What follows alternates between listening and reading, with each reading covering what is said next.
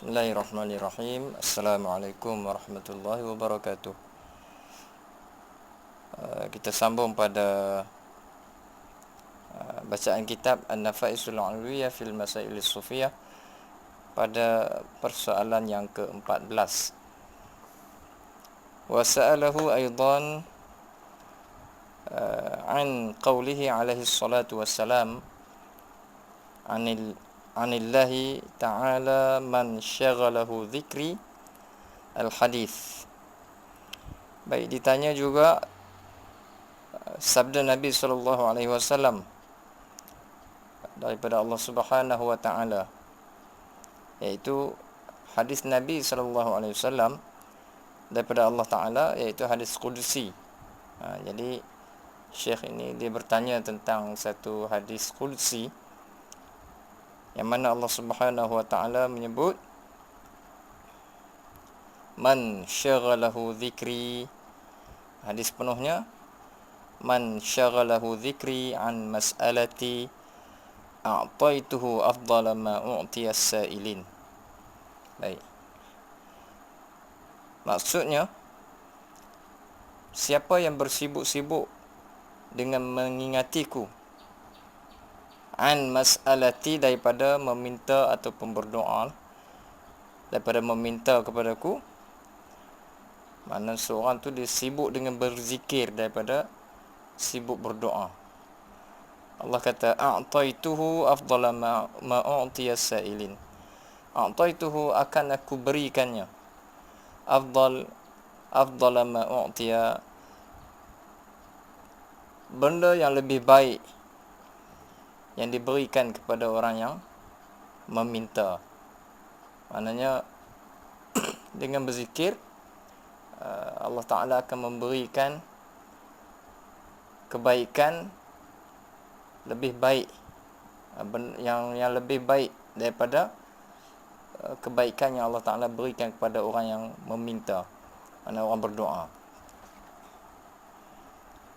Fa'ajabahu, maka dijawab oleh Syekh Al-Habib Abdullah bin Alawi Al-Haddad. Dia menyebut alladhi yazharu anna al-murad, yang zahirnya, yang dikendaki dalam hadis tersebut, hal al-mustaghriqu fi dhikri adh-dha'iqu fihi wal mustahtiru bihi, iaitu keadaan orang yang tenggelam dalam zikir, az-za'iq, merasai zauq dalam berzikir, al-mustahtiru bihi alladhi sara shaghluhu wa daidanuhu fa illam yakthur ad-du'a fi khilali dhalika, orang yang berzikir hingga tenggelam dalam zikirnya, yang menjadikan dia sehingga dia bersibuk dan menjadi tabiat zikir, menjadikan zikir itu sebagai satu yang tabiat bagi dia. Dia melazimi zikir sehingga dia tidak banyak untuk berdoa. Dia lebihkan zikir. Jadi pada zahirnya lam yafuthu bidzalika syai'un, tidak terlepas atau tidak terluput daripadanya sesuatu, mimma yahsulu lid-da'in al-mukthirina min ad-du'a, apa yang didapati oleh orang yang berdoa, yang banyak daripada doa. Jadi orang yang berzikir, dia dapat lebih daripada orang yang semata-mata berdoa. Allah kata siapa yang meminta akan aku beri. Jadi pemberian Allah kepada orang yang meminta atau orang yang berdoa itu tak sebanyak pemberian Allah kepada orang yang berzikir. Mana lebihkan kelebihan berzikir itu lebih daripada orang yang berdoa dari segi kelebihan pemberian Allah Ta'ala. Bal yu'ta afdal, bahkan diberi kepada orang yang berzikir itu lebih afdal, lebih baik, lebih banyak. ma yu'tahu as-sa'ilun, apa yang diberikannya kepada orang-orang yang berdoa. Li'annahu masyghulun billahi ta'ala. Kerana orang yang berzikir itu dia bersibuk-sibukkan dirinya dengan Allah Ta'ala. Wa bi dzikrihi laisa bil aghyar wala bil hudud. Dia berzikir bukannya berzikir mengingati selain pada Allah Ta'ala, dan bukan hanya semata-mata hendakkan habuan tertentu. Jadi hanya semata-mata kerana Allah Ta'ala. Wa amma anna al-insan fi hali du'aihi ya'dilu 'an ad-du'a ila adh-dhikri wa yatruku ad-du'a fala arad lidzalika wajhan wala astahsinuhu. Adapun manusia, kata Al-Habib Abdullah Al-Haddad, dia kata adapun manusia fi hali du'aihi, ketika dia berdoa, dia berpindah daripada doa kepada berzikir dan meninggalkan doa. Fala ara